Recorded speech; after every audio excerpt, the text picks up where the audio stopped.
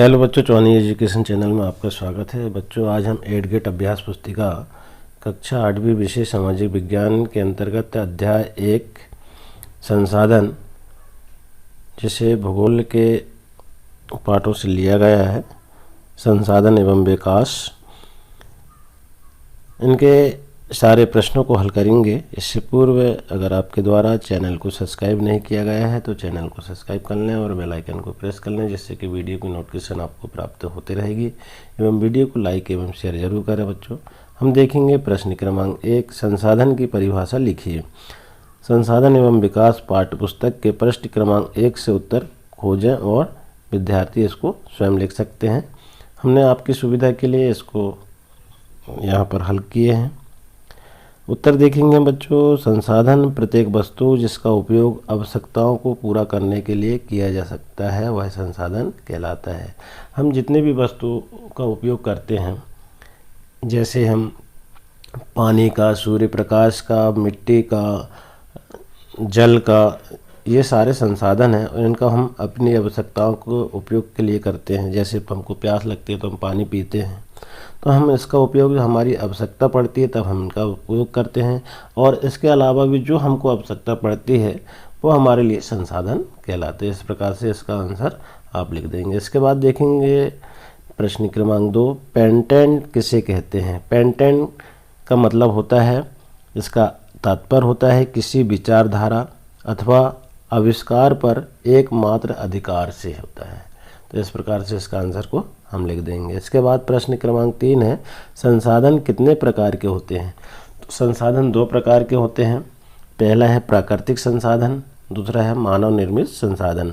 प्राकृतिक संसाधन से मतलब यह होता है जो हमको पहले से ही प्राप्त होते हैं, प्रकृति के द्वारा प्राप्त होते हैं। जैसे जल, वायु, मिट्टी और भी सारे, सूर्य प्रकाश है, ये हमारे लिए प्राकृतिक संसाधन है जो। और दूसरा है मानव निर्मित संसाधन। कुछ संसाधन ऐसे होते हैं जैसे समाप्त होने की स्थिति में रहते हैं प्रकृति के द्वारा, और जिसका मानव जो दोहन करता है इसके द्वारा नष्ट होने की आवश्यकता हो जाते हैं। मानव निर्मित में संसाधन में देखेंगे उदाहरण पुल, सड़क, मशीन, ये मानव के द्वारा बनाए हुए संसाधन है जिसका उपयोग संसाधन के रूप में किया जाता है। इस प्रकार से हम 2 प्रकार से मानव संसाधन के प्रकारों को लिख सकते हैं। इसके बाद देखेंगे प्रश्न 4, तो नवीकरणीय एवं अनवीकरणीय संसाधन में कोई 3 अंतर लिखिए। अब नवीकरणीय और अनवीकरणीय संसाधन जो है 3 अंतर हम इस प्रकार से लिख देंगे कि यह जो है नवीकरणीय शीघ्रता से नवीकृत होते हैं, अनवीकरणीय भंडार सीमित होते हैं, मानवीय क्रियाओं का प्रभाव इसमें नहीं पड़ता नवीकरणीय में, और अनवीकरणीय में मानवीय क्रियाओं का प्रभाव पड़ता है। उदाहरण के लिए हम देख सकते हैं जल, मृदा और वायु नवीकरणीय है, और अनवीकरणीय में कोयला, पेट्रोलियम, ये भी जो है संसाधन है। तो ये समाप्त होने वाले संसाधन है, कोयला और पेट्रोलियम, और जल और मृदा, वायु, ये समाप्त होने वाले नहीं हैं। तो इस प्रकार से हम नवीकरणीय संसाधन और अनवीकरणीय संसाधन को समझ सकते हैं। इसके बाद देखिए आप प्रश्न 5, नीचे दिए गए विभिन्न संसाधनों के उदाहरणों को तालिका में लिखिए। क्या है? वाणिज्यिक मूल्य और वाणिज्यिक मूल्य नहीं। वाणिज्यिक मूल्य का मतलब होता है व्यापार, जिसमें व्यापार में इसका मूल्य क्या है, और वाणिज्यिक मूल्य नहीं है जिसमें व्यापार में इसका मूल्य ना होना। तो जैसे हम वाणिज्यिक मूल्य में देखेंगे लोहे अयस्क का कितना मूल्य है, कोयला, कृषि भूमि, इनका वाणिज्यिक मूल्य बहुत है। और वाणिज्यिक मूल्य नहीं है जिसमें मनोरम दृश्य, दादी माँ के घरेलू नुस्खे, लोकगीत, इनका वाणिज्यिक मूल्य नहीं। तो इस प्रकार से हम हल कर देंगे। इसके बाद देखेंगे प्रश्न क्रमांक 6, पृथ्वी पर प्राकृतिक संसाधनों का वितरण असमान क्यों है। तो देखिए पृथ्वी एक बहुत बड़ा विशाल भूभाग है जहाँ पर सारी प्रकृति जो है, प्राकृतिक, यहाँ पर हम ऐसे भी लिख देंगे उसको कि प्राकृतिक संसाधनों का वितरण भूभाग, जलवायु, ऊंचाई जैसे अनेक भौतिक कारकों पर निर्भर करता है। पृथ्वी पर इन कारकों में विभिन्नता होने के कारण संसाधनों का वितरण असमान है। तो जलवायु जो है कहाँ जिस जगह की जैसी होगी वहाँ समतल भूमि नहीं है, कहीं समतल भूमि है, कहीं ऊंचाई है, अनेक प्रकार के भौतिक कारक निर्भर करता है और विभिन्नता होने के कारण संसाधन की उपलब्धता नहीं होती। जैसे अब पहाड़ियों में जल नहीं पहुंच पाता है, इस प्रकार से संसाधन पहाड़ियों में जो है कुछ संसाधन ऐसे हैं प्राकृतिक संसाधन जो सभी जगह समान नहीं होते हैं, असमान होते हैं। कहीं पेट्रोलियम पदार्थ पाया जाता है तो कहीं जल की मात्रा अधिक होती है, तो कहीं बहुत सारे जो खनिज जो प्रकृति के अंदर दबे हुए हैं जो हर जगह समान नहीं होते। तो इसके बाद हम देखेंगे प्रश्न 7, कोई 5 मानव निर्मित संसाधनों के नाम लिखिए। तो कोई 5 मानव द्वारा बनाए गए संसाधन। तो मानव निर्मित संसाधन में हम जैसे हम देखेंगे पुल का उपयोग करते हैं तो पुल एक संसाधन है, सड़क, मशीन, वाहन और प्लास्टिक, ये सारे मानव निर्मित संसाधन हैं। कोई 5 लिखना था, इस तरह हम लिख सकते हैं।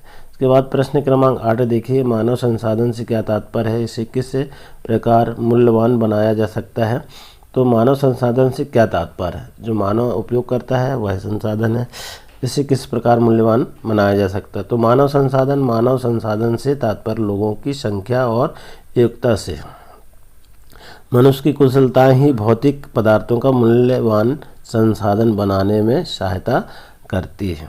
तो इस प्रकार से इसके आंसर को हम लिख देंगे। प्रश्न 9 है, संसाधनों को हम किस प्रकार संरक्षित कर सकते हैं, कोई 4 उपाय लिखिए। तो संसाधनों के संरक्षण के लिए अनेक तरीके हैं, कुछ तरीके यहाँ पर देख सकते हैं हम।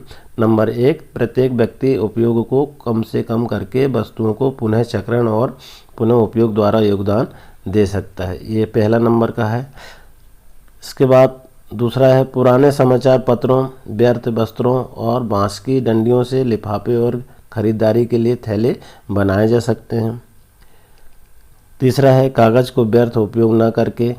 चौथा है, जल का उपयोग कम करके। तो इस प्रकार से 4 संसाधनों के संरक्षण के लिए प्रमुख उपाय हैं, और भी बहुत सारे उपाय हैं जिसे हम उपाय को उपयोग करते हुए संसाधनों को हम सुरक्षित रख सकते हैं।